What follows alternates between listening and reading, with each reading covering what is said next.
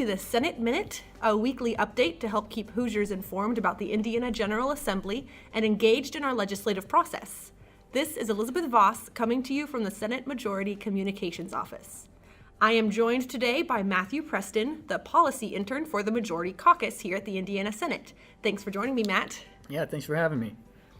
So we have a few interviews lined up with senators in the coming weeks, but for this week we're just going to discuss a few things that have been going on at the State House since the second half of session began.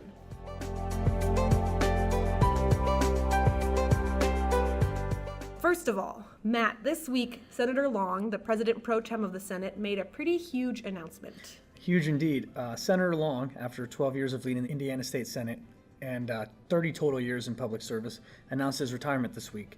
Midway through the session, reasoning simply that it's time. His retirement will take effect on Election Day, November 6th, and the next president pro tem will then be determined by the Republican caucus the next day, which is November 7th.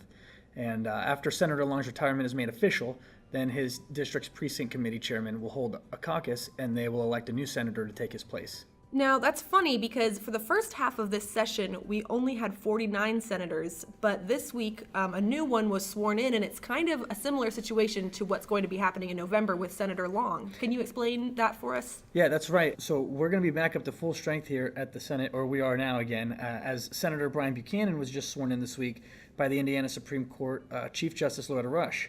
And he's filling the Senate seat, which was previously held by Brant Hirschman, who just resigned after 18 years of service right before the current session began.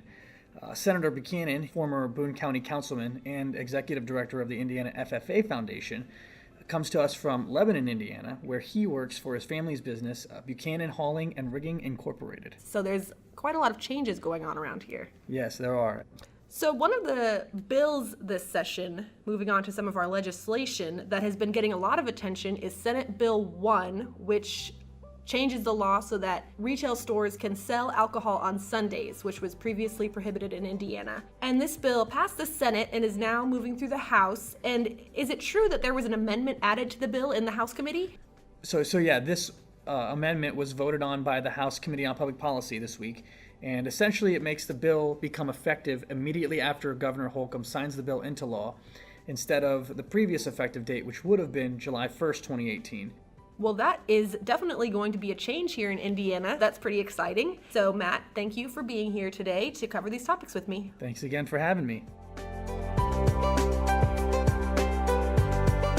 Remember, you can track the progress of these bills and others by going to www.iga.in.gov and using the search bar in the top right-hand corner. Thanks for listening. You can subscribe to the Senate Minute on your Apple Podcasts app or listen at IndianaSenateRepublicans.com. Just click on the Media Room tab and then click on the Podcasts button. Join us next week to learn more about the bills being heard in Indiana, the crossroads of America. For the Senate Majority Communications Office, this is Elizabeth Voss. Have a great week!